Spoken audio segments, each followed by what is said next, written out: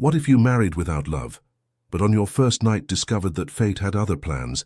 A millionaire agreed to a marriage of convenience, but when the wedding night arrived, something awakened in his heart that he never imagined possible.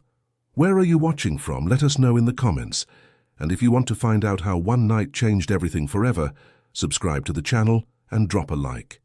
This story will blow your mind. The hall was resplendent with the immaculate white of gardenia blossoms, adorning every corner, creating a perfect contrast to the coldness emanating from Nathaniel Harrington as he signed the marriage documents with a steady hand. His eyes, dark as black coffee, remained fixed on those papers that sealed not only a legal union, but also the fate of a financial empire built over 3 generations. Sometimes the most important contracts of our lives are those we sign without truly understanding what we're agreeing to. He reflected internally, as his gold pen elegantly traced his signature on the paper. The notary, an elderly man with gold-rimmed glasses, observed the scene with barely disguised curiosity. It wasn't the first time he had witnessed marriages of convenience among New York's elite, but there was something peculiarly fascinating about the expression of the young woman waiting her turn to sign. She didn't display the calculating ambition typical of those seeking social advancement, but rather a serene determination that was disconcerting. Eleanor Blackwell, barely 23, with her dark hair pulled back in a simple chignon and wearing an ivory silk dress that seemed too simple for the occasion, took the pen when Nathaniel extended it to her. Their fingers brushed momentarily, and something imperceptible vibrated in the air between them. "Your turn, Mrs. Harrington," Nathaniel stated in a neutral voice, using for the first time the surname she would officially adopt. Eleanor's hazel eyes rose to meet his, holding his gaze with an intensity that took him by surprise. "I'm not yet," she responded softly, as she signed with a delicate but confident handwriting that revealed years of working with ancient manuscripts. "Now I am."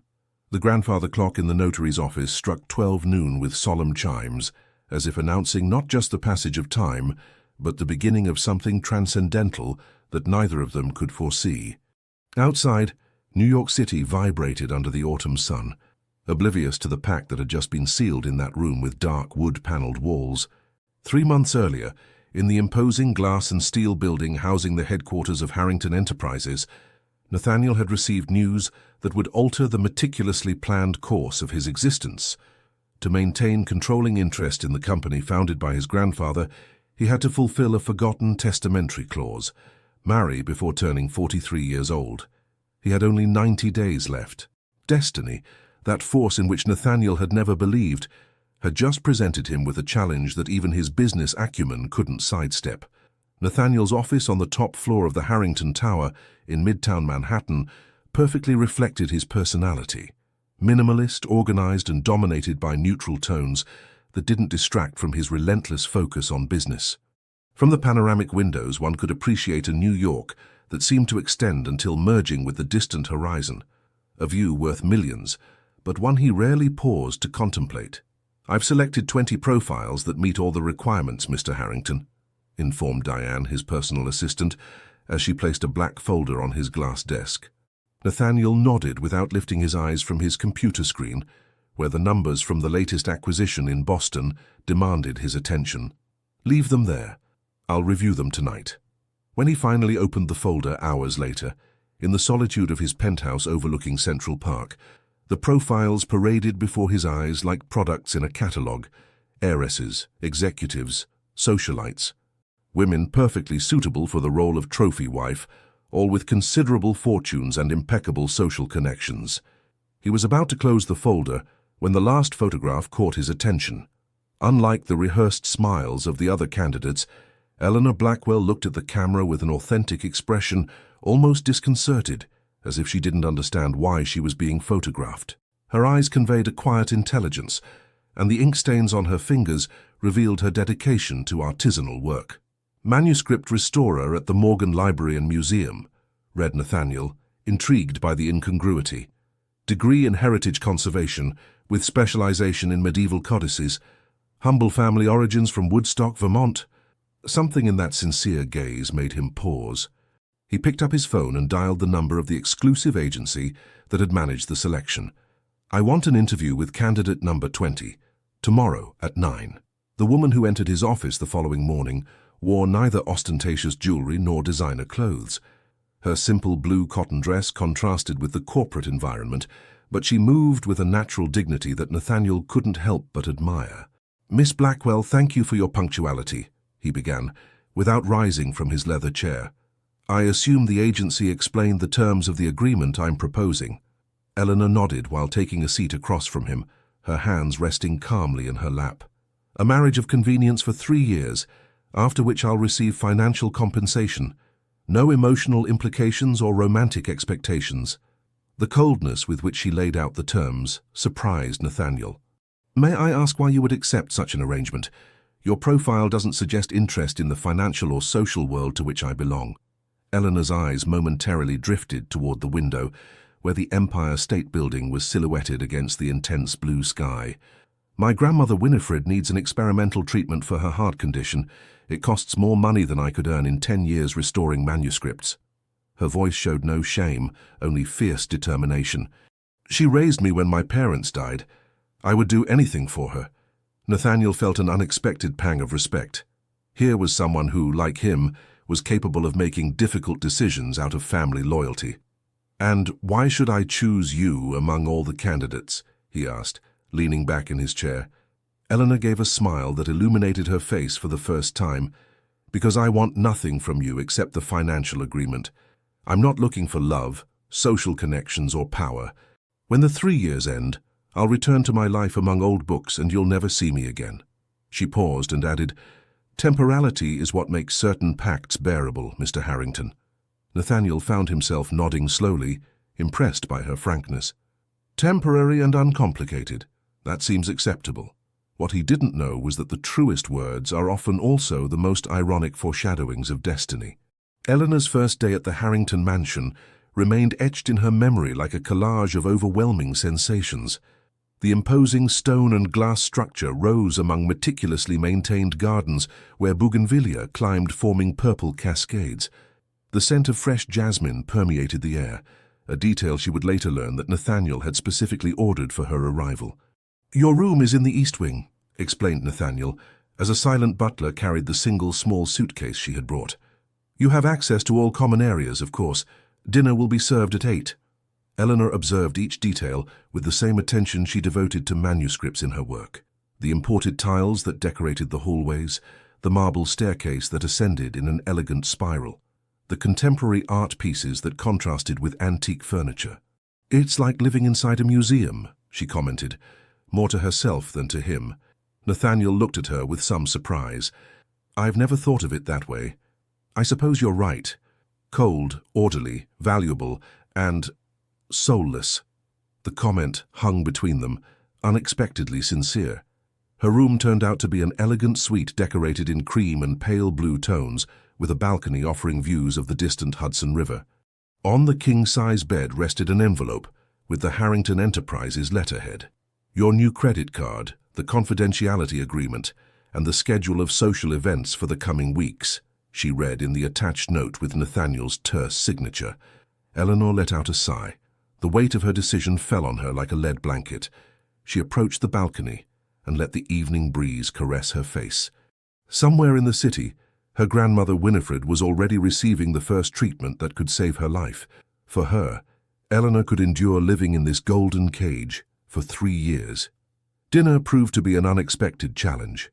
The dining table, excessively long for just 2 people, was set with intimidating elegance, French porcelain, Bohemian crystal, and too many silver utensils. "I don't know which to use first," confessed Eleanor with disarming honesty when the first course was served. Nathaniel, seated at the opposite end, observed her with an indecipherable expression. Then, to the surprise of the servants, he rose and moved to the chair adjacent to hers. "From the outside in," he explained, pointing to the silverware. "Though frankly, no one should need 5 different forks for dinner." Their eyes met, and for the first time since they'd met, they both smiled simultaneously. "I suppose you'll have to teach me many things like this," she said, sampling the consommé with the correct utensil. "And you could teach me about ancient manuscripts," he replied, surprising himself with the offer. "I've always been intrigued by how something as fragile as paper can survive centuries. It's not the paper that survives, Mr. Harrington. It's the ideas, the stories, the words. Eleanor paused, and her eyes shone with genuine passion. Truly valuable things always find a way to endure. Nathaniel felt a strange discomfort. In his world of transactions and corporate mergers, one rarely spoke of endurance beyond quarterly balances. "You can call me Nathaniel," he said finally. "Or Nate. If we're going to share a roof for 3 years, formalities seem excessive." The butler served a red wine from Napa Valley in cut crystal glasses.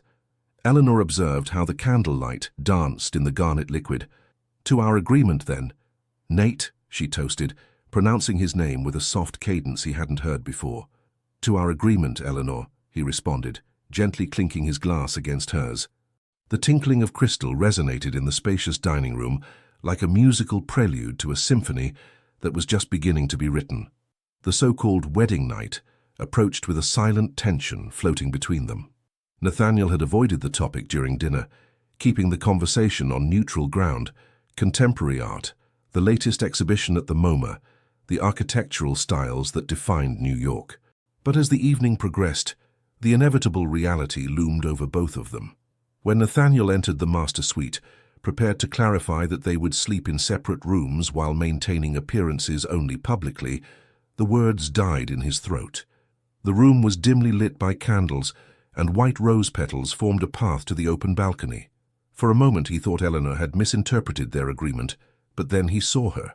She was standing on the terrace, bathed in the silvery light of the full moon that poured over Manhattan.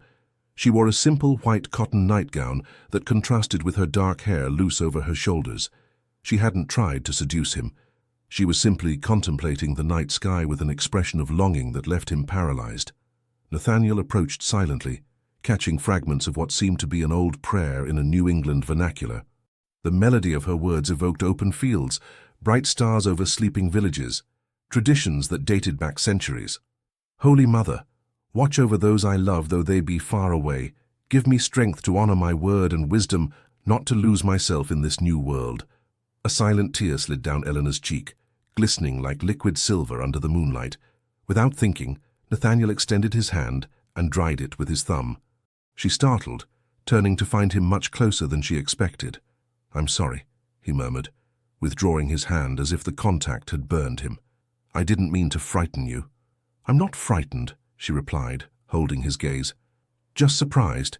I didn't hear you come in." A silence loaded with undefined meanings extended between them. The city glittered in the distance, a tapestry of golden lights under the velvet mantle of the Manhattan night. "You miss your home," said Nathaniel finally. It wasn't a question, Eleanor nodded. "It's strange, I've wanted to travel and see new places all my life, but now that I'm here," she gestured toward the impressive view, "I realize how much value there is in the familiar, the simple." "What's it like?" asked Nathaniel, leaning on the railing beside her. "Your town, I mean." The question seemed to surprise her, as if she hadn't expected genuine interest on his part. "Woodstock is magical," she began, and her face lit up. "Clapboard houses clustered around a village green, streets where everyone knows your name, the church steeple that marks the rhythm of days. In autumn, the aroma of fallen leaves and apple cider fills everything. On Sundays, the whole family gathers around a table to share clam chowder and tell stories." Nathaniel listened, fascinated. The world she described seemed to come from one of the manuscripts she restored, belonging to another era. "Your grandmother must be an extraordinary woman," he commented, remembering the reason Eleanor had accepted his proposal. Eleanor's eyes moistened again. "Winifred taught me everything important: how to distinguish medicinal herbs, how to respect the past without fearing the future, how to see beauty in the imperfect. It was she who initiated me in restoration. Her father was a bookbinder, and she would tell me how as a child she helped him sew the spines of books." Without realizing it, they had sat on the terrace floor, backs against the stone wall, contemplating the same sky, but talking like two people who had just discovered each other. "And you?" asked Eleanor after a comfortable silence. "What did your family teach you?" Nathaniel's expression darkened. "My grandfather taught me that business comes above all else. My father—" He paused, and Eleanor could see him struggling with painful memories. "My father involuntarily showed me how destructive love can be when it goes wrong. I saw him crumble after my mother abandoned us. a brilliant man reduced to rubble by feelings he couldn't control. Eleanor studied him with renewed attention. "So you built walls," she said simply. Nathaniel looked at her, surprised by the precision of her observation. "Walls that work perfectly. Until an absurd testamentary clause appeared. And here we are," she completed with a small smile. "Two strangers united by different but equally powerful needs." For the first time since his adolescence, Nathaniel felt the urge to trust someone. Perhaps it was the intimacy of the night, the absence of pretensions in Eleanor, or simply the exhaustion of always keeping his guard up. "I'm afraid," he admitted quietly, the words escaping before he could hold them back. "Not of the fake marriage, but of what might happen if I ever lowered those walls." Eleanor extended her hand, and, in a gesture that surprised them both, intertwined her fingers with his. "Walls can also be prisons, Nate." Under the starry New York sky, something fundamental changed between them.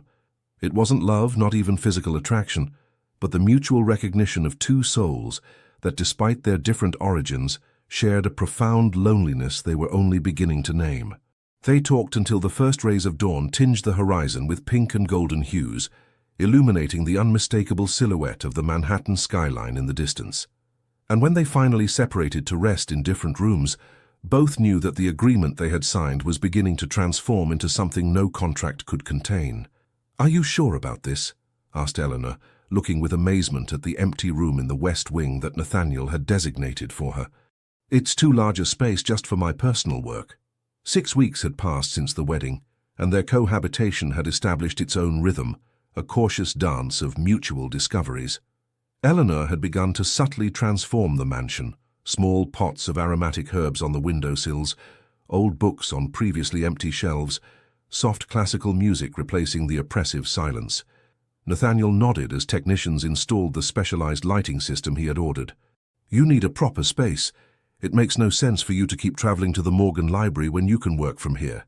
What he didn't say was that he had noticed how Eleanor's eyes sparkled when she talked about her work, how her hands came alive, describing century-old restoration techniques. Nor did he mention that on mornings when she left early, they left a strange emptiness in the house, or that he had caught himself seeking information about manuscript conservation in his free moments. "The equipment will arrive tomorrow," he continued, checking his watch with a professional gesture to hide an emotion he didn't fully understand. "I've contacted the best conservation material suppliers in Europe." Eleanor approached and, in an impulse that surprised them both, stood on tiptoe and kissed his cheek. "Thank you," she whispered, her lips leaving an invisible but burning mark on Nathaniel's skin.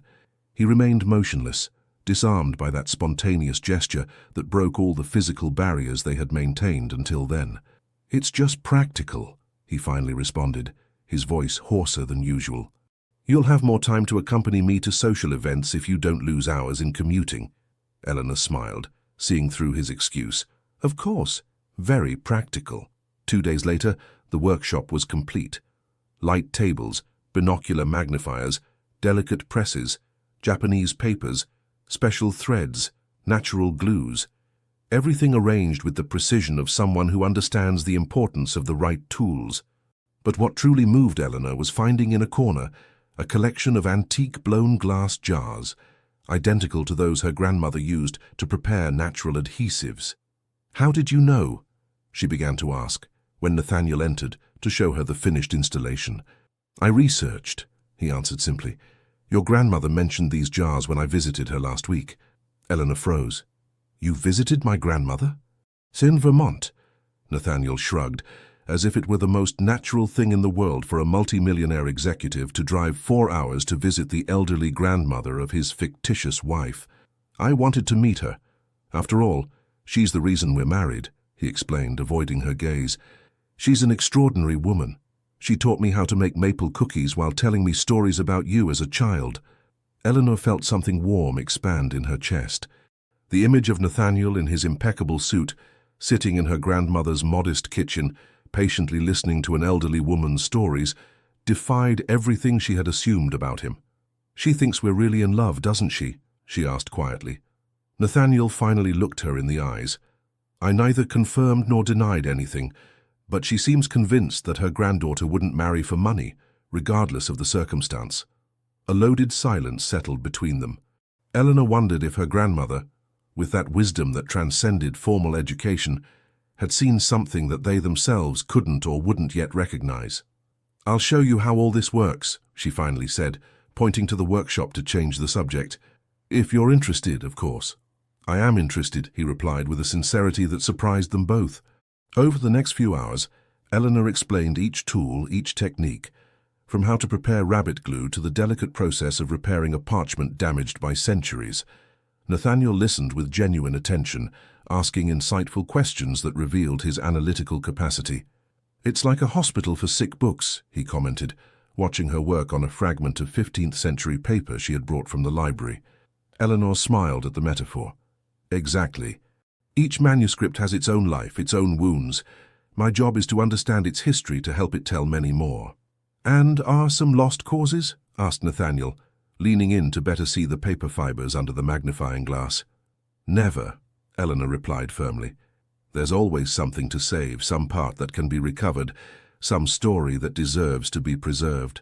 You just need patience, the right tools, and—" she paused, searching for the right word, "and love for what you do."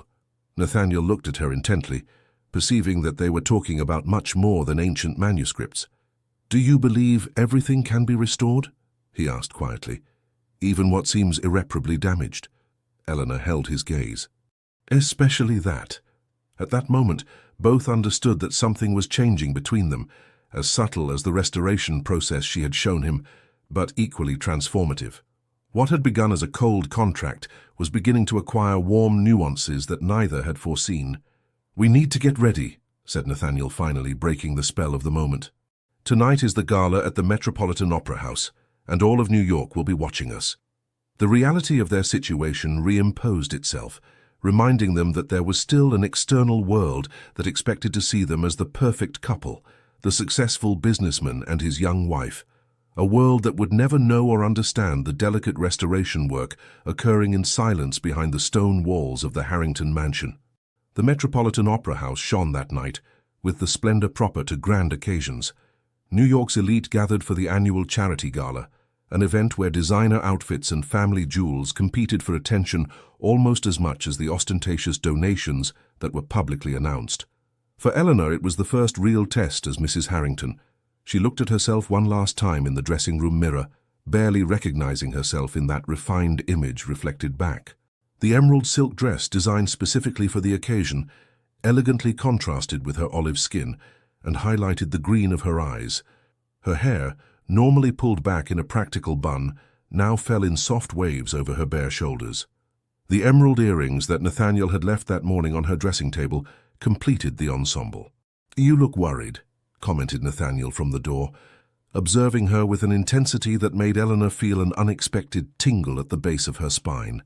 He himself was the living image of masculine elegance in his impeccable tuxedo, dark hair combed back, revealing features that Eleanor had noticed attracted female glances wherever they went. "I'm terrified," she confessed with disarming honesty. "I know how to restore a 13th century codex, but I have no idea how to behave at a Metropolitan Opera gala." Nathaniel approached, and to the surprise of both, took her hands in his.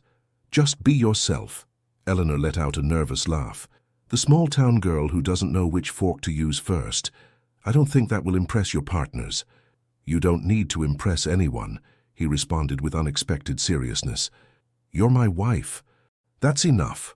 The word wife floated between them, loaded with contradictory meanings. Legally it was true, emotionally it was still a fiction. And yet, with each passing day, the line between both realities became more diffuse. The Metropolitan Opera House sparkled under the enormous crystal chandeliers, while the orchestra softly played Gershwin. Nathaniel and Eleanor were immediately the center of attention as they entered arm in arm. He, accustomed to social spotlights, maintained a serene expression, while greeting with sober elegance acquaintances and business partners. She tried to remember all the names and relationships she had memorized during the previous week. "Nathaniel, darling, we finally meet your mysterious wife," exclaimed a woman of indefinable age with a too-tight dress and excessive jewelry. "All of New York has been talking of nothing else since your sudden wedding." Eleanor perceived the venom behind the perfect smile. She felt Nathaniel's hand tense slightly on the small of her back. "Victoria, meet Eleanor. Eleanor, Victoria Kensington is an old family friend. And probably one of your ex-lovers," thought Eleanor, catching the possessive look the woman gave Nathaniel.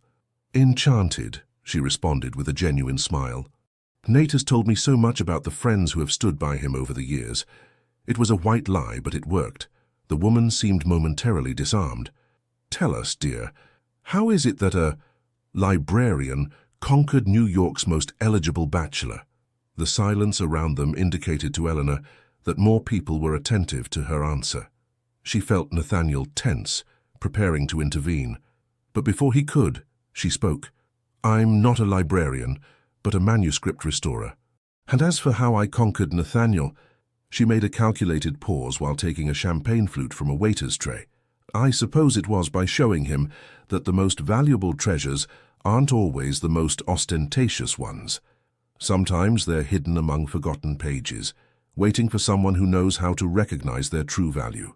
The response, pronounced with simple elegance, left Victoria momentarily speechless. Nathaniel looked at Eleanor with genuine admiration, surprised by her poise.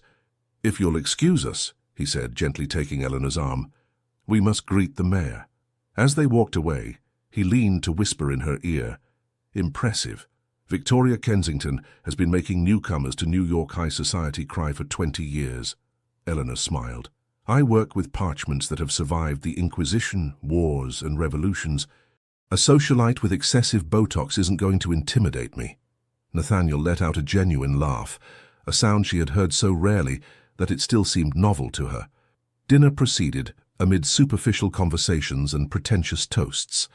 Eleanor observed, learned, and adapted with a natural intelligence that didn't go unnoticed by Nathaniel. When the time came to select wines, she made the mistake of using the wrong glass for the reserve Cabernet Sauvignon, provoking disdainful looks from some diners. Nathaniel, to everyone's surprise, immediately took the same incorrect glass, transforming Eleanor's error into a deliberate choice by both. The gesture, small but significant, clearly communicated to the entire table. She was under his protection. Eleanor felt a warmth expand in her chest. It was the first time anyone had defended her in that way, silent but forceful. The climax of the night came when, after desserts, the dance opened with a waltz. Nathaniel stood and extended his hand to Eleanor. "May I have this dance?" he asked formally, though his eyes conveyed a different message. "Don't worry, I'll guide you." "I don't know how to waltz," she confessed in a whisper, as he led her to the center of the floor. "I didn't either until my grandfather insisted I take lessons," he responded, placing a hand on her waist. "It's just rhythmic mathematics. 1, 2, 3, 1, 2, 3. Follow my lead." And so she did. Under the resplendent lights of the Metropolitan Opera House, Eleanor let herself be led for the first time, completely trusting Nathaniel. Their bodies moved in perfect synchrony, as if they had been dancing together for years. She could feel the envious looks, the whispered speculations, but nothing mattered except the warmth of Nathaniel's hand on her back and the security of his steps guiding her. "You're doing perfectly," he murmured near her ear, his warm breath causing her to shiver. "I have a good teacher," she responded, daring to look him directly in the eyes. Something changed in that moment. Amid the music, the lights, and hundreds of gazes, there existed only the intimate space between them. Nathaniel contemplated her, as if seeing her truly for the first time, not as the solution to a legal problem, not as his contract wife, but as a woman who surprised him at every turn. "What are we doing, Eleanor?" he asked quietly, just for her. "Dancing," she responded with a small smile, "and I think doing it quite well." But both knew they were talking about something much more complex than a waltz. They were choreographing together an emotional dance for which no contract had prepared them. The New York thunderstorm arrived without prior warning, transforming the sunny afternoon into a chaos of wind and water. From his study window, Nathaniel observed how the trees in the garden bent under the fury of the wind, while lightning illuminated the now black sky over Manhattan. He had cancelled an important meeting in Washington due to the weather, something unthinkable for him just a few months ago. The real storm, however, raged within him. 3.5 months had passed since the wedding, and something unexpected was happening. He found himself seeking excuses to spend more time at home, reorganizing meetings, delegating trips he had previously considered indispensable. The reason had a name and face, and at this precise moment was probably in her workshop, absorbed in some ancient manuscript. The sound of the electricity cutting off brought him out of his thoughts. The mansion was plunged into darkness, barely illuminated by occasional flashes of lightning. "Nate!" Eleanor's voice came from somewhere in the house. He went out into the hallway, guided by his cell phone flashlight. "Where are you?" "In the library!" He found her surrounded by candles she had managed to light, creating an almost medieval atmosphere in the enormous two-story library. Seated in a worn leather armchair, with an old book open in her lap and her hair loose falling over her shoulders, she looked like an apparition from another era. "I was reading this when the power went out," she explained, showing him the leather-bound volume. "It's a first edition of Pride and Prejudice. It was hidden among financial treatises." Nathaniel approached, sitting on the edge of the adjacent armchair. "It was my mother's. Before she left, she had this library full of classics. My father tried to get rid of everything after the divorce, but I managed to save some volumes." The confession, unexpected and personal, floated between them like the dust motes visible in the oscillating candlelight. Eleanor gently closed the book, caressing the cover with the reverence of someone who understands its value. "Would you like me to read to you a bit?" she offered, her voice mingling with the rumble of rain hitting the windows.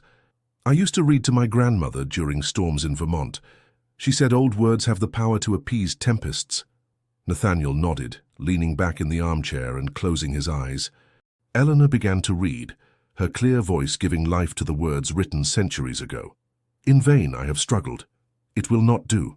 My feelings will not be repressed.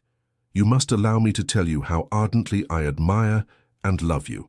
The words of the text, about lovers separated by adverse circumstances, resonated in Nathaniel's heart with unexpected intensity. He opened his eyes to find Eleanor observing him, the candlelight reflecting in her hazel irises. "It's beautiful," he murmured. "It is," she agreed, not looking away. "A story about how true love transcends social conventions and seemingly insurmountable obstacles." The silence that followed was loaded with unexpressed meanings. Only the sound of rain and the occasional rumble of thunder filled the space between them. "Eleanor," began Nathaniel, his voice husky with emotions he was trying to contain.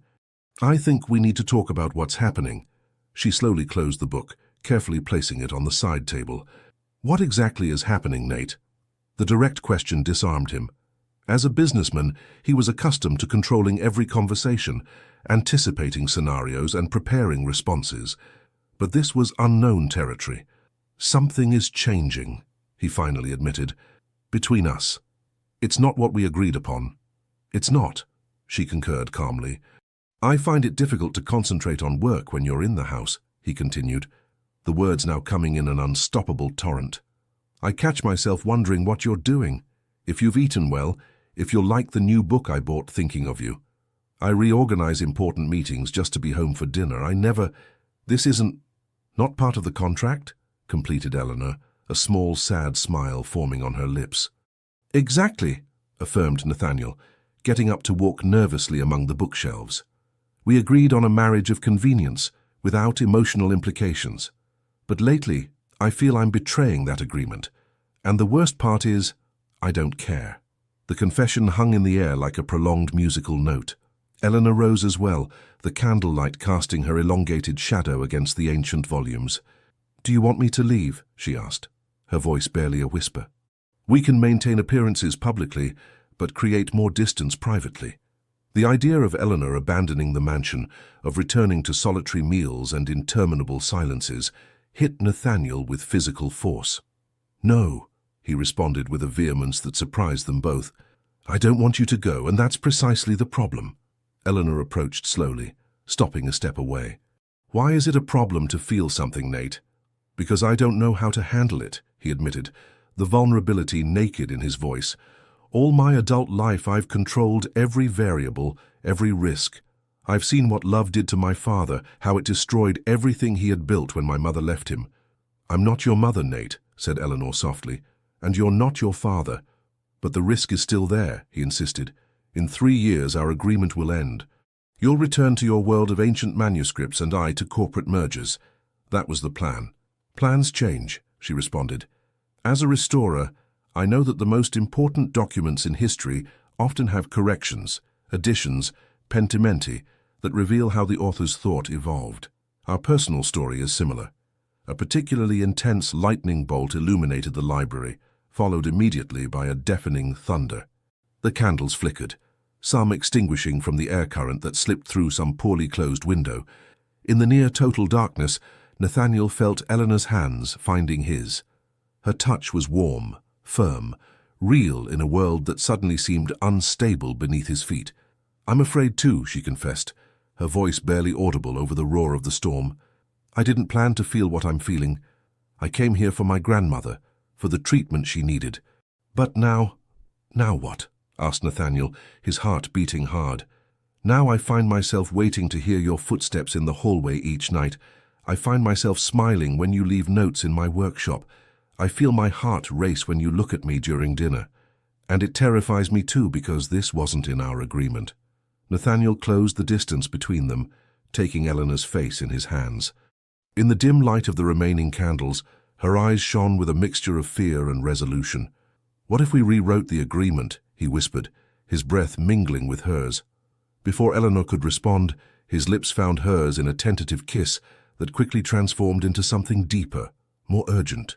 Years of repressed emotions, denied vulnerability, and carefully constructed walls crumbled in that instant.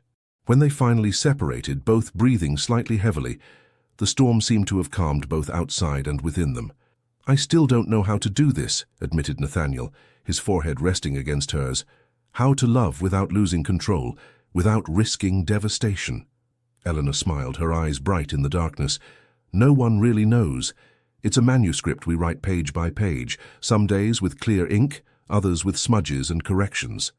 But that's what's beautiful. It's ours to write." At that moment, the electricity suddenly returned, illuminating the library with artificial light that seemed too harsh, too real after the intimacy of the candles. But something fundamental had changed. The invisible walls that Nathaniel had built over years now showed deep fissures, through which seeped, unstoppable as the dawn light, a feeling that he could no longer wanted to deny. The call came when Nathaniel was about to enter a crucial meeting with Chinese investors. His cell phone screen showed the name of Mount Sinai Hospital, and a cold premonition settled in his stomach. "Excuse me," he said to the executives waiting in the conference room. "I need to take this call." The voice on the other end was professional but compassionate. Grandmother Winifred had suffered complications during her treatment, stable but critical. Eleanor had already been notified and was on her way to the hospital. Without thinking twice, Nathaniel cancelled the meeting that had taken months to prepare. "Mr. Zhang, I'm sorry, but a family emergency has arisen. My secretary will reschedule everything." The Chinese businessman looked at him in surprise. Nathaniel Harrington was known for his absolute dedication to work, for prioritizing business above any personal matter. "Family?" he asked with his marked accent. "My wife needs me," responded Nathaniel simply, surprised by the naturalness with which the words left his lips. The journey to the hospital was torture. Manhattan traffic seemed to conspire against him, each traffic light an eternity. When he finally arrived, he found Eleanor seated in the waiting room, pale and with reddened eyes. "You came," she murmured when she saw him, the surprise evident in her exhausted face. "Of course I came," he responded, sitting beside her and taking her hands in his. "How is she?" "Stable for now. The doctors say the next hours are crucial." Her voice broke. "I can't lose her, Nate. She's the only family I have left." He drew her to him, allowing her to rest her head on his shoulder. "You're not alone, Eleanor. I'm here." The hours transformed into an endless vigil. Nathaniel made calls, mobilized contacts, consulted with international specialists. When the chief of cardiology suggested an experimental treatment that wasn't covered by any insurance, Nathaniel signed a check without blinking. "I'll do whatever necessary," he declared with the same determination he used in million-dollar negotiations. Price isn't a problem. At midnight, when they were allowed to briefly see Winifred, Nathaniel waited outside the room, giving Eleanor a private moment with her grandmother. But to his surprise, she called him from the door. "She wants to see you too," she said, her eyes still wet but with a small smile. The elderly woman lay connected to monitors and intravenous lines, but her eyes, identical to Eleanor's, shone with a surprising lucidity. "My grandson-in-law," she murmured with a weak voice, extending a wrinkled hand toward Nathaniel. "The man who has been taking care of my treasure." Nathaniel took her hand with a gentleness few people had seen him demonstrate. "Mrs. Winifred, the best specialists are attending to you. You'll be all right." The elderly woman smiled. "I didn't come to New York for the doctors, young man. I came to make sure my Eleanor is in good hands." Nathaniel felt a lump in his throat. This woman, weakened by illness and years, showed a spiritual fortitude that left him speechless. "You love her," affirmed Winifred, not as a question, but as a certainty. "I see it in your eyes." "The same eyes my Thaddeus had when he looked at me. God rest his soul." "Grandmother," intervened Eleanor, embarrassed, "don't pressure Nate." "She's not pressuring me," he responded, surprising himself. He looked directly into the wise eyes of the elderly woman. "Yes, I love her, though it's taken me time to recognize it." Winifred nodded, satisfied. "True love always finds its way, even among contracts and obligations. I knew it from when Eleanor sent me your first photograph together. There was light between you, even if neither could see it yet." The nurse entered to indicate that visiting time had ended. Winifred squeezed Nathaniel's hand one last time. "Take care of her. She's as strong as Vermont maple, but her heart is as delicate as those ancient manuscripts she restores." "I will," he promised solemnly. The following days transformed Nathaniel in ways that even he didn't expect. He temporarily moved his office to a room in the hospital to be able to stay close. He learned to prepare the New England clam chowder that Winifred could tolerate, following traditional recipes that Eleanor taught him in the small kitchen of the family room. One night, while Eleanor finally dozed in the armchair of the hospital room, Nathaniel held Winifred's hand while she told him stories of Eleanor as a child. "She was so stubborn," recalled the elderly woman with a smile. "At 7 years old, she had already decided she would save my Thaddeus's old books. She spent hours watching him work in his bookbinding shop, asking 1,000 questions." "She's still just as stubborn," commented Nathaniel, with an affectionate smile, looking at the sleeping Eleanor. "And she still asks 1,000 questions." "That's what made you fall in love with her," affirmed Winifred. "In your world of easy answers and bought solutions, she brought you questions you didn't know you needed to ask." Nathaniel nodded, amazed by the elderly woman's insight. "In the beginning, our marriage was—" "An arrangement," completed Winifred, without a trace of judgment in her voice. "I know, son. My granddaughter thinks she can protect me from the truth, but I'm 83 years old. I've seen enough life to recognize the patterns." "And you don't judge her for accepting?" asked Nathaniel, genuinely curious. Winifred let out a soft laugh. "True love doesn't always begin with fireworks, young man. Sometimes it starts with practical decisions, with sensible agreements. My Thaddeus and I married because his father and mine were partners in the bookbinding business. Love grew afterward, like a plant that needs time and care." Nathaniel processed her words, a new perspective opening before him. "The important thing," continued the elderly woman, "is not how a story begins, but how each page is written. And you are writing a beautiful one, although neither planned it that way." 2 weeks later, when Winifred was finally discharged, Nathaniel insisted that she move to the mansion for her recovery. He transformed one of the guest suites into a comfortable room for the elderly woman, with views of the garden where New England plants now grew that he had specially brought. One afternoon, while the three shared tea on the terrace, Winifred observed with satisfied expression how Nathaniel and Eleanor exchanged glances and small gestures of complicity. "Do you know what's the most valuable thing I've learned in my 83 years?" asked the elderly woman, interrupting a conversation about the restoration of a particularly difficult manuscript. Both looked at her attentively. "That true wealth is in that which cannot be bought," she continued, her wise eyes traveling the luxurious terrace. "This house is beautiful, Nathaniel, but empty it would be worth nothing. It's the beats of living hearts, the shared laughter, the comfortable silences that give value to a space." Nathaniel nodded, deeply understanding what the elderly woman wanted to say. He had lived surrounded by luxury all his life, but only now, with Eleanor and Winifred transforming the cold mansion into a home, did he begin to experience a wealth that no bank account could provide. "My Thaddeus used to say that a book is worth it for the stories it contains, not for the luxury of its binding, continued Winifred. The same goes for life. It's worth it for the loves we cultivate, not for the possessions we accumulate. As the autumn sun began its descent toward the horizon, bathing the terrace in golden light, Nathaniel understood that he was experiencing a fundamental transformation. The man who had built a financial empire based on tangible values was beginning to recognize the incalculable wealth of the intangible. He took Eleanor's hand under the table, intertwining his fingers with hers. The smile she dedicated to him was worth more than all the shares of his company combined. "You're right, Winifred," he said finally. "And I think I'm just beginning to really understand it." The elderly woman smiled, satisfied, like someone who has planted a valuable seed and begins to see the first sprouts emerge toward the light. The boardroom of Harrington Enterprises commanded respect with its centennial oak table and the portraits of 3 generations of American businessmen observing from the walls. Floor-to-ceiling windows offered panoramic views of Manhattan, a silent reminder of the power and reach of the family empire. Nathaniel, seated at the head of the table, listened with a neutral expression as Walter Livingston, the oldest board member and close friend of his father, exposed his concerns with barely disguised hostility. "The recent behavior of our president is, at the very least, disconcerting," declared the 70-year-old man, adjusting his glasses with a pompous gesture. "Cancellations of crucial meetings, excessive delegation of responsibilities historically assumed by Harrington management, and an apparent distraction that is alarming." Several board members nodded, while others avoided Nathaniel's gaze. The tension was palpable, the air conditioning insufficient to dissipate the heat of the confrontation that approached. "Is there a specific question, Walter?" inquired Nathaniel, with studied calm, his voice controlled, but with a barely perceptible edge. Livingston cleared his throat.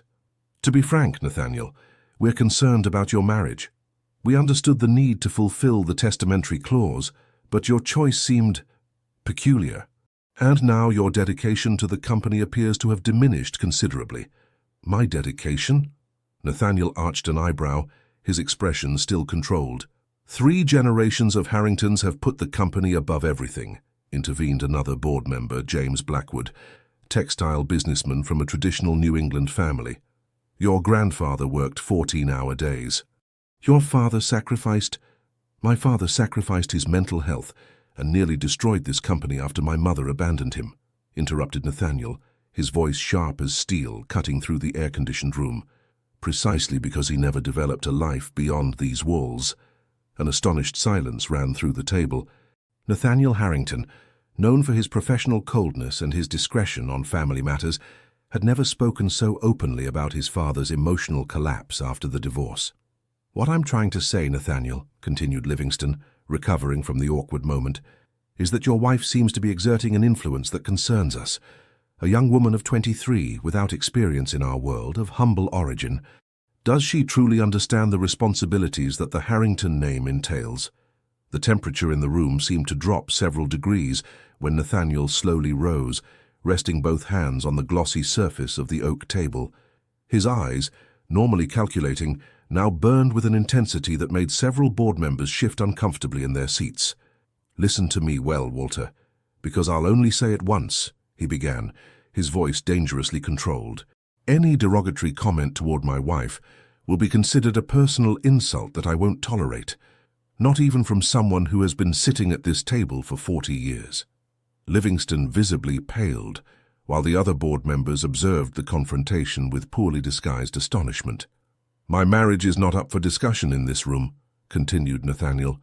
"What should interest you is that since I've implemented changes in my work routine, our productivity has increased by 18%. Negotiations with the Asian group advanced more in 3 weeks than in the previous 6 months. And the new line of sustainable investments, which you all resisted, has already generated a return of 22%. He unfolded a folder that until then had remained closed before him, distributing documents to each board member. "Review the numbers. A rested mind makes better decisions than one exhausted by interminable workdays. A leader who delegates adequately multiplies his effectiveness. And a president who understands that life exists beyond the office brings fresh perspectives that benefit the company." The figures spoke for themselves. Despite his apparent lesser physical presence in the office, results under Nathaniel's direction had never been better. "You're confusing presence with effectiveness, ours with results," he concluded, sitting back down with the confidence of one who knows he has won the match. "A mistake I didn't expect from businessmen of your experience." The silence that followed was finally broken by Sarah Morgan, the only woman on the board and the youngest, until Nathaniel's arrival. "The results are undeniable," she conceded, studying the reports with professional attention. "If these changes in your leadership style are producing tangible benefits, I see no reason to question them." Gradually, the discussion reoriented toward purely business topics. The initial tension dissipated, though Nathaniel noticed that Livingston observed him with a mixture of resignation and curiosity. At the end of the meeting, when the other board members had already left the room, the old man deliberately lingered. "Your grandfather would be proud," he said finally to Nathaniel's surprise. "Not for the numbers, although they are impressive, but for how you defended your wife." Nathaniel looked at him with distrust. "10 minutes ago you were questioning my marriage." Livingston smiled with a certain sadness. "I had to do it. We needed to know if this marriage was just a convenient arrangement or something real." "What do you mean?" "Your grandfather Edward deeply loved your grandmother Charlotte," explained Livingston. "The marriage clause was never really about stock control. It was his way of ensuring that his grandson wouldn't commit his son's mistake, building an empire at the cost of an empty heart." Nathaniel remained motionless, processing this revelation that completely recontextualized the situation. "The company can survive almost any crisis, Nathaniel," continued the old man, heading toward the door, "but no man can survive perpetual loneliness, no matter how much money he accumulates. Your grandfather knew this. Your father learned it too late. I'm glad you found balance earlier." When he finally remained alone in the imposing boardroom, Nathaniel contemplated the portraits of his predecessors with new eyes. The austere face of his grandfather Edward seemed to observe him with a never-before-noticed complicity. Had it all been part of a larger plan? He took out his phone and dialed Eleanor's number. "How was the meeting?" she asked, evident concern in her voice. "Revealing," he responded. "Do you think you could go out to dinner tonight? There's something important I want to tell you. Is everything all right?" The anxiety in her tone was palpable. Nathaniel smiled, looking through the windows toward the city his family had helped build for generations. "Better than ever. I'll pick you up at 8. As he packed the documents in his briefcase, a certainty settled in his heart. What had begun as an obligation imposed by a testamentary clause had transformed into the most valuable gift he had ever received, the opportunity to rediscover the true legacy of the Harringtons, one that went far beyond buildings and bank accounts. The Rainbow Room, located atop Rockefeller Center, with spectacular views over all of Manhattan, was the perfect setting for the transcendental conversation that Nathaniel planned to have that night. He had reserved the most private corner, where a table for two offered intimacy, while the city extended at their feet like a tapestry of golden lights under the night sky. Eleanor had noticed something different about him since he picked her up at the mansion. A contained intensity, a barely disguised energy that contrasted with his usual business composure. She wore a simple burgundy dress that he had given her the previous week. "Because it perfectly matches the tone of the bindings you restore," he had said then, demonstrating how much he had come to know her. "This place is breathtaking," she commented, observing the panorama of New York. "From here the city looks like an illuminated manuscript, with each light like a golden miniature in a medieval codex." Nathaniel smiled, fascinated by her way of seeing the world through the prism of her passion. "Only you could compare Manhattan to an ancient manuscript." "Professional deformation," she responded with a smile. "Now, are you going to tell me what happened in that meeting that has left you so different?" Nathaniel took a sip of wine while ordering his thoughts. Livingston's revelation had changed everything, altering not only his perception of the past, but also his plans for the future. "The board questioned my dedication to the company," he began, "and specifically my marriage to you." Eleanor slightly tensed her shoulders but maintained her composure. It was to be expected. A manuscript restorer from a small Vermont town hardly fits their idea of the perfect wife for the Harrington heir. "I showed them that the company's results have improved since I reorganized my priorities," continued Nathaniel. "But that's not what's important." He extended his hand across the table to take hers. What changed everything was what Livingston revealed afterward, my grandfather's famous testamentary clause. It was never really about stock control or family tradition. No? Eleanor looked at him confused.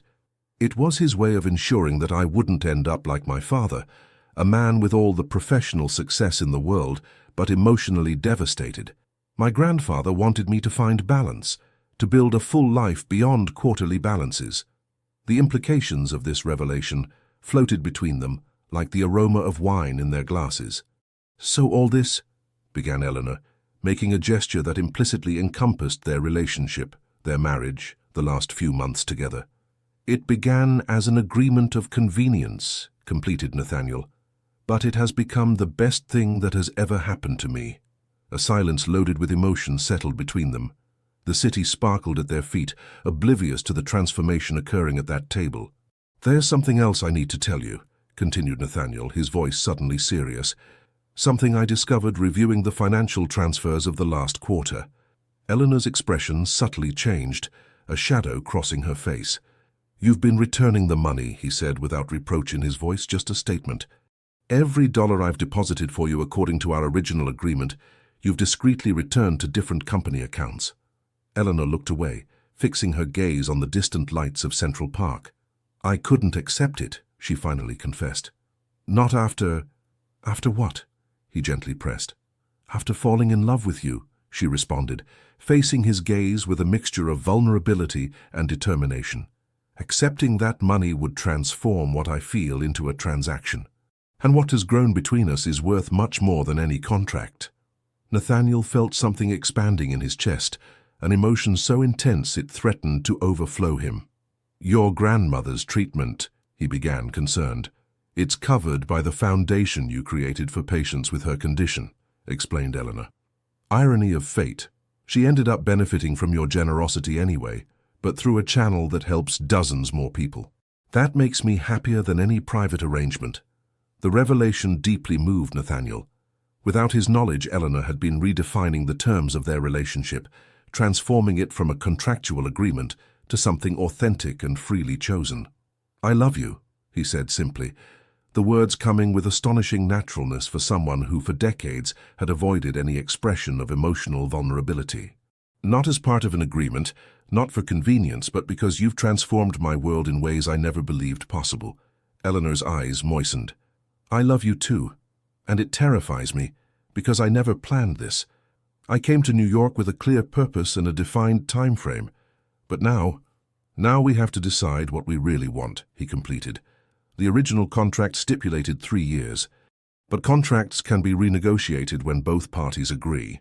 From the inner pocket of his jacket, Nathaniel extracted a sealed envelope and placed it on the table between them. "What is this?" asked Eleanor, looking at it with curiosity. "The dissolution of the original agreement," he responded, "and a new proposal." With slightly trembling fingers, Eleanor opened the envelope and extracted the documents. Unlike the original marriage contract, full of legal clauses and financial conditions, this contained only a single page with a simple text. "Hereby, Nathaniel Harrington and Eleanor Blackwell agree to nullify all previous conditions of their matrimonial union, specifically the financial, temporal, and obligational clauses, to replace them with a single mutual commitment. To build together a life based on love, respect, and the freedom to choose each day to remain by each other's side, with no obligation other than that dictated by their hearts." At the end of the document were 2 lines for signatures and an open date. Eleanor raised her gaze, silent tears sliding down her cheeks. "This is a proposal," said Nathaniel. "Not to continue a marriage of convenience, but to begin a real one. Not for 3 years, but for as long as we both choose. Not based on financial needs or testamentary clauses, but on what we've discovered together these months." He rose from his chair and, to the astonishment of the few diners present, knelt beside her. "Eleanor Blackwell, the woman who taught me that the most valuable treasures aren't in bank vaults but in human connections, would you do me the honor of marrying me again? This time without contracts, without conditions, just with the promise of building together a story worth preserving." Eleanor looked at him through tears, a luminous smile transforming her face. "Yes," she responded with a voice broken by emotion. "Yes, I want to rewrite our story page by page, day by day." When their lips met, sealing a pact very different from what they had signed months ago, New York sparkled at their feet like a silent witness to a transformation that neither had anticipated. A man who had built impenetrable walls around his heart, and a woman who had accepted a temporary agreement out of family loyalty, finding themselves at a middle point where something authentic, vulnerable, and enormously more valuable than any material fortune flourished. Grandfather Edward, from his portrait in the boardroom, seemed to smile with approval at a plan that had worked better than he could ever have imagined. The small town of Woodstock, Vermont, seemed suspended in time, its clapboard houses clustered around the village green, as if they had naturally grown from the historic landscape. Narrow streets and covered bridges meandered between colonial buildings, sometimes so quaint that Nathaniel had to walk behind Eleanor, his shoulders brushing the maple trees on both sides. "Watch your head," she warned as they passed under a particularly low wooden beam. These structures were designed for people from the 18th century, not for Manhattan executives who were 6'2". Nathaniel smiled, adapting to the unhurried pace of the town. It was his first visit to Woodstock, the place that had shaped the woman he now loved. After the proposal at Rainbow Room, they had decided to spend a weekend in Eleanor's hometown, an immersion in her roots before celebrating their second wedding, this time by mutual choice, not by contract. The Blackwell family home was a modest two-story structure with a small backyard, where rosemary, thyme, and an heirloom apple tree grew that, according to Eleanor, had been planted by her grandfather on the day her mother was born. "It's so different from New York," commented Nathaniel, observing how town life proceeded at a rhythm that would seem impossible in the city. Elderly people conversing on benches for hours, children playing on the village green without constant supervision, neighbors sharing products from their gardens. "Different good or different bad?" asked Eleanor, as she guided Nathaniel toward a small church situated on the hill overlooking the town. "Different revealing," he responded, taking her hand as they ascended a steep path. "Now I understand better who you are." The church, a simple white clapboard construction with a modest steeple, offered panoramic views over the valley and the surrounding mountains. The sunset tinted the landscape in golden and reddish tones, creating a natural spectacle that no urban skyscraper could equal. "My grandfather Thaddeus brought me here every Sunday after service," explained Eleanor, sitting on a stone bench worn by centuries of use. "He told me that to truly understand an old book, one must first understand the world in which it was written. We spent hours observing the landscape, while he explained to me how people lived in the time of the manuscripts he restored." Nathaniel sat beside her, perceiving the layers of history and personal meaning this place held for Eleanor. "What do you think he would think of me?" he asked, an unusual insecurity coloring his voice. Eleanor looked at him in surprise. Nathaniel Harrington, the business shark who intimidated entire boards of directors, concerned about the approval of a humble Vermont bookbinder who had passed away years ago. "He would have liked you," she responded with sincerity, "not for your money or position, but because you see beyond appearances." He liked to say that a true restorer is not deceived by luxurious bindings. He knows that sometimes the most valuable treasures are hidden in seemingly insignificant volumes. Nathaniel nodded, understanding the metaphor.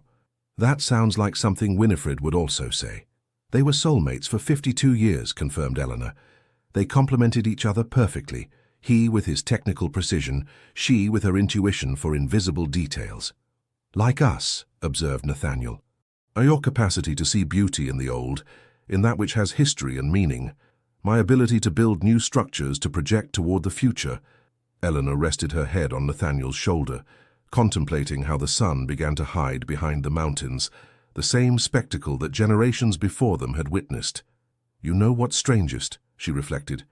"If someone had told me a year ago that I would end up truly in love with the businessman with whom I signed a marriage contract, I would have thought it was insanity. If someone had told me that I would find more satisfaction in spending an afternoon watching you restore a manuscript than in closing the biggest deal of my career, I would have recommended psychiatric help," he responded with a smile. The silence that followed was full of peace, the type of comfortable silence that only exists between people who have transcended the barriers of superficial communication. "What do you want us to do with our life, Nate?" asked Eleanor finally, as the first stars began to appear in the Vermont sky. I'm not talking about 3-year plans or temporary agreements. I'm talking about our life together, truly together. Nathaniel considered the question with the same seriousness with which he approached the most crucial business decisions, but from a completely different place in his being. I want balance, he responded finally. One foot in New York where we can continue our careers, and another in places like this, where we can remember what really matters. I want to build a family, if you also want to. And I want to use the resources we have to make a positive difference. A family? Eleanor looked at him with bright eyes. I've been thinking about it since I saw how you interacted with the children at the hospital during visits to your grandmother, confessed Nathaniel. You have a natural gift with them. And I would have a lot to learn, but I want to try. With you. Eleanor softly kissed his lips, sealing that shared vision of the future. And the foundation? She asked, referring to the organization that Nathaniel had initially created to help Winifred, but which now assisted dozens of families with similar medical challenges. I want to expand it, he responded with enthusiasm. Use my business experience combined with your human sensitivity. I was thinking of a specific program to preserve the cultural heritage of communities like Woodstock, combined with educational opportunities for young people interested in traditional crafts. Eleanor looked at him with amazement. You've been seriously planning this? Nathaniel nodded. My grandfather Edward was right. True legacy isn't measured in dollars or properties. It's measured in the positive impact we leave, in the lives we touch. As darkness enveloped the town and lights began to come on in the colonial houses, creating a spectacle as beautiful as it was different from New York, both felt they were on the threshold of something extraordinary. A life that combined the best of their worlds, anchored in shared values and projected toward a future they would build together, day by day, decision by decision. Our children will have roots and wings, murmured Eleanor, recalling an old New England saying, roots to know where they come from and wings to explore how far they can go. Nathaniel held her close, understanding with crystal clarity that the greatest success of his life wasn't in any financial balance, but right beside him, in that ancestral church under the starry Vermont sky. The small colonial church in Woodstock, Vermont, shone under the spring sun. Unlike the original ceremony, cold, calculated, witnessed only by lawyers in a notary's office, this celebration pulsated with authentic life.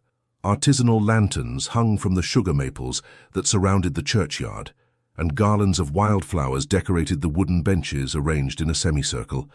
Nathaniel waited under the stone arch of the entrance, dressed in a simple but elegant navy blue suit, so different from the corporate attire he had worn at his first wedding. His face reflected a mixture of nervousness and joy that he had never allowed himself to show in professional settings. "You're about to run away, right?" joked his cousin Marcus, his only close relative with whom he had maintained a genuine relationship over the years. "On the contrary," responded Nathaniel with a serene smile, "for the first time in my life I'm exactly where I should be."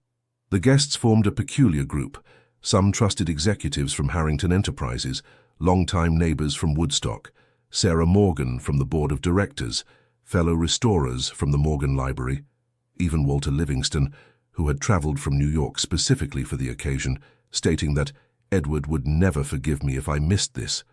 Traditional New England folk music began to play, performed by local musicians with guitars and fiddles. All faces turned toward the path leading to the church, where Eleanor appeared on the arm of a recovered Dr. Fletcher, the local physician who had been like a father to her after her parents' deaths. Nathaniel felt the air leave his lungs. Eleanor advanced in a simple but elegant ivory dress, adorned with handmade lace that the women of the town had sewn specifically for the occasion. Her loose hair was adorned with small wildflowers, and in her hands she carried not a conventional bouquet, but a small medieval book of hours that Nathaniel had acquired for her personal restoration collection. When she reached his side and their gazes met, words were unnecessary. In her eyes shone a shared certainty. This moment, unlike the previous one, was not motivated by external needs or practical conveniences, but by a free and conscious choice. The local minister, friend of the Blackwell family for generations, smiled at the couple before addressing those present. "We gather today not to unite Nathaniel and Eleanor in matrimony, as they are already legally wed, but to witness something much deeper, the transformation of a formal bond into one forged by true love, freely chosen and consciously cultivated. The service was brief but meaningful. Instead of traditional vows, both had written their own promises, revealing aspects of their relationship that the guests didn't know. "Eleanor," began Nathaniel, his voice firm but laden with emotion, "when I signed that first contract, I was seeking to secure my family heritage. I didn't know I was about to discover the only treasure that truly matters. I promised to always remember that the most valuable manuscripts aren't those kept in vaults, but those written day by day, with acts of love. I promised to learn from you the patience to restore what's damaged, the wisdom to value the old, and the courage to create something new together." Eleanor's eyes shone with contained tears as she held Nathaniel's hands in hers. "Nate, I came into your life with a clear purpose and a defined time frame.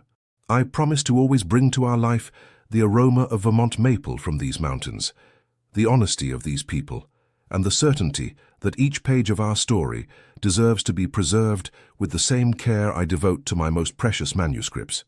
When they exchanged rings, simple gold bands with interior inscriptions in Latin and English, Grandmother Winifred, seated in the front row with tears of joy rolling down her wrinkled cheeks, nodded with satisfaction, as if she had always known this moment would come. But destiny, wiser than our plans, had another story prepared for us.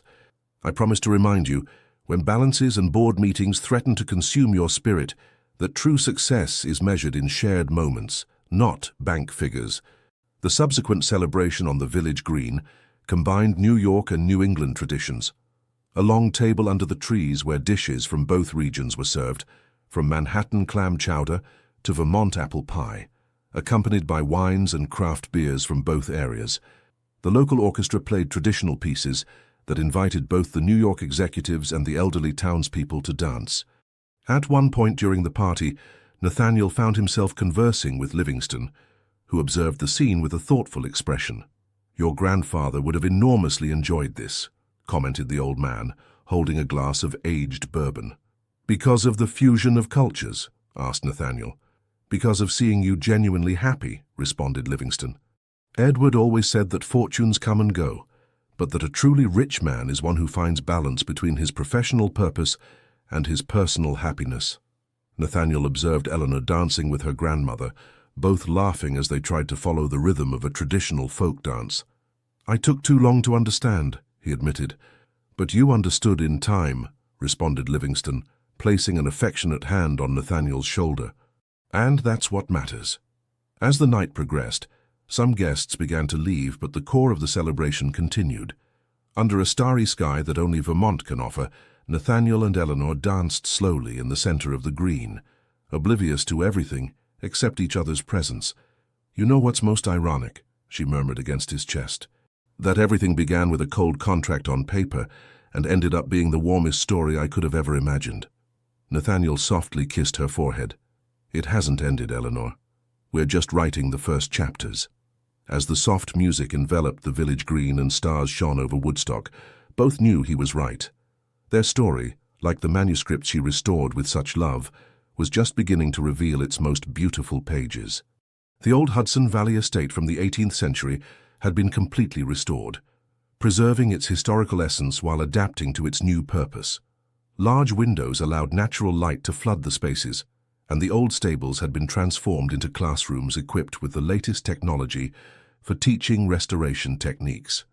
The Harrington Blackwell Foundation for Cultural Heritage Preservation and Family Support read the limestone plaque next to the main entrance, a perfect fusion of the worlds that Nathaniel and Eleanor had decided to unite. It was the day of the official inauguration, 6 months after their vow renewal ceremony. The idea had emerged during those days in Woodstock, but had evolved into an ambitious project that combined the passions of both: cultural preservation, education in traditional crafts, and support for families with special medical needs. Nathaniel, elegant but relaxed in a suit without a tie, supervised the final details as the first guests began to arrive: local authorities, cultural representatives, beneficiary families, specialized media. "Nervous?" asked Eleanor, approaching from behind and sliding her arm around his waist.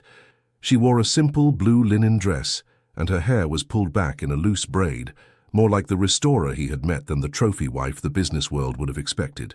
"Strangely, no," he responded, kissing her temple. "It's the first presentation in my life where I don't care what the board of directors or shareholders think." Eleanor smiled, understanding perfectly. "Because this isn't for them. It's for the families, for the students, for us." The foundation had been structured in three main areas: an educational program offering scholarships and training in heritage restoration and traditional crafts, a treatment and support center for families with diseases similar to Winifred's, and a research fund for innovative techniques in both cultural restoration and medical treatments. "The first generation of scholarship recipients has already been selected," commented Nathaniel, as he observed a group of young people touring the facilities with expressions of amazement. 15 students from small towns who would never have had access to specialized training, and 10 families who will receive complete treatment," added Eleanor, her voice tinged with contained emotion. "Like mine, but without the need for marriage contracts." Nathaniel smiled at the ironic reference to their own beginning. It was a private joke between them now, the peculiar way in which destiny had decided to unite them. The inauguration ceremony was simple but emotional.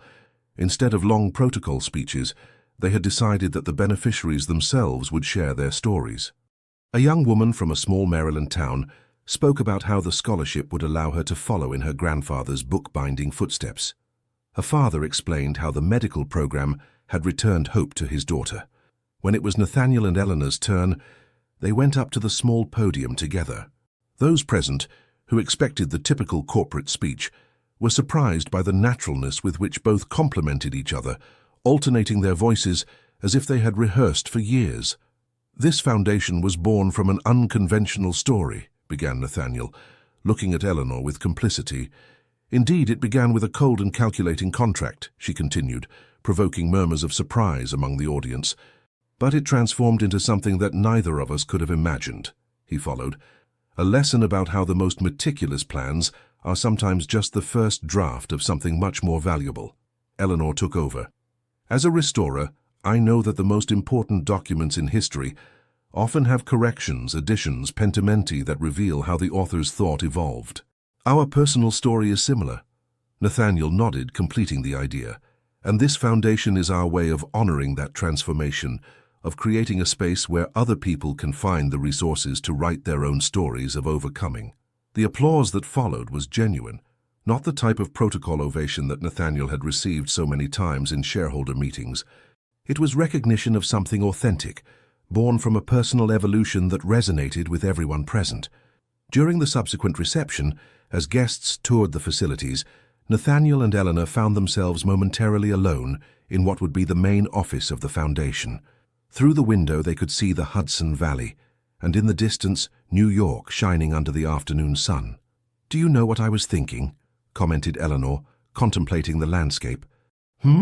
Murmured Nathaniel, embracing her from behind. "That our children will grow up seeing this, a foundation born from love, not from duty or obligation. A different legacy than what you were originally destined for." Nathaniel gently turned her to look into her eyes, intrigued by the casual mention of future children. "Is there something you want to tell me?" Eleanor smiled, her eyes bright. "Not yet, but soon, if you want. I think it's time to expand our family, don't you think?" Nathaniel hugged her tightly, overcome by a wave of emotion at the idea of creating a family with this woman who had transformed his world. "Nothing would make me happier."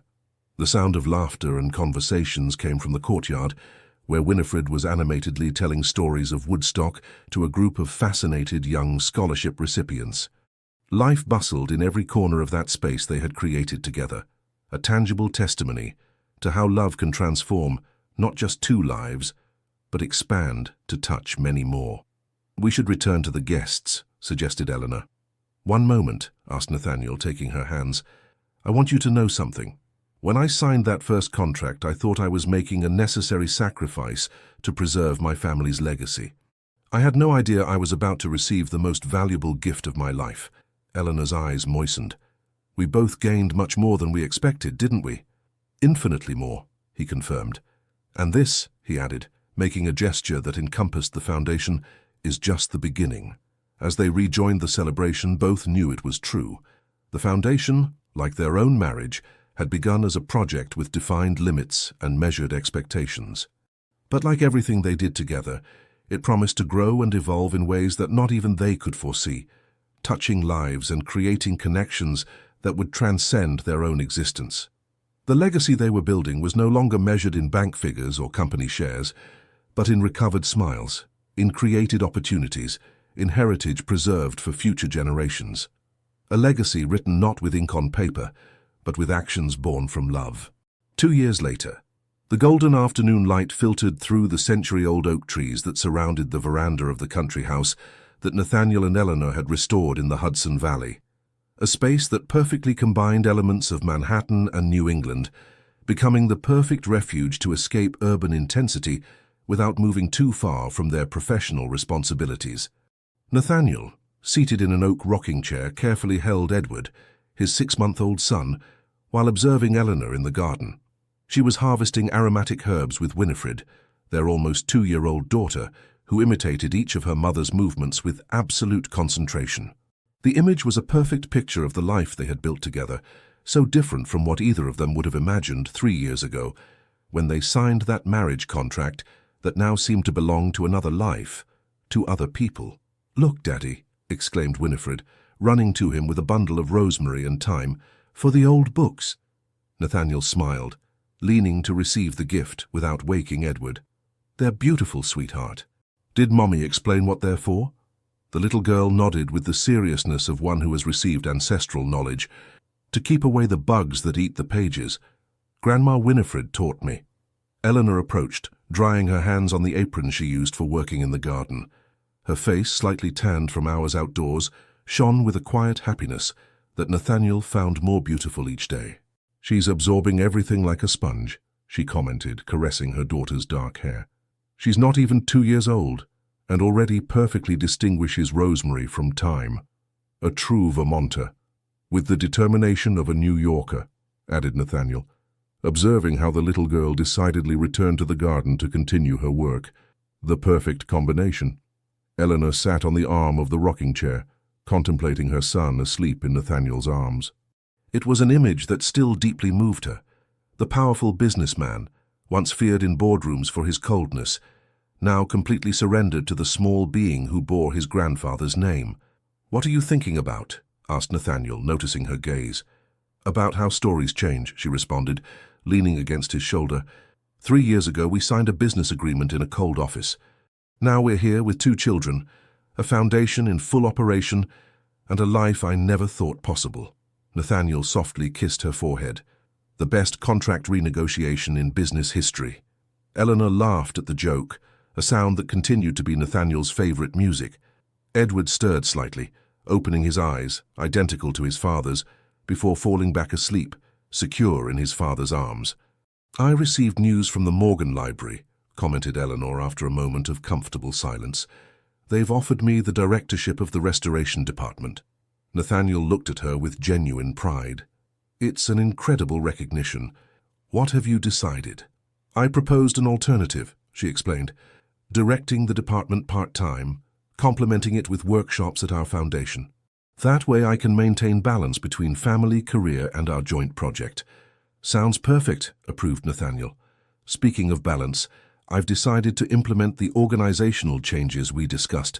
I'll delegate more operational responsibilities to focus on strategic direction and have more time for this," he added, making a gesture that encompassed their home and family. Nathaniel Harrington's transformation had surprised the New York business world. The relentless executive who worked interminable days had become a leader who preached by example about the importance of balance. Most surprising, financial results had consistently improved under this new approach.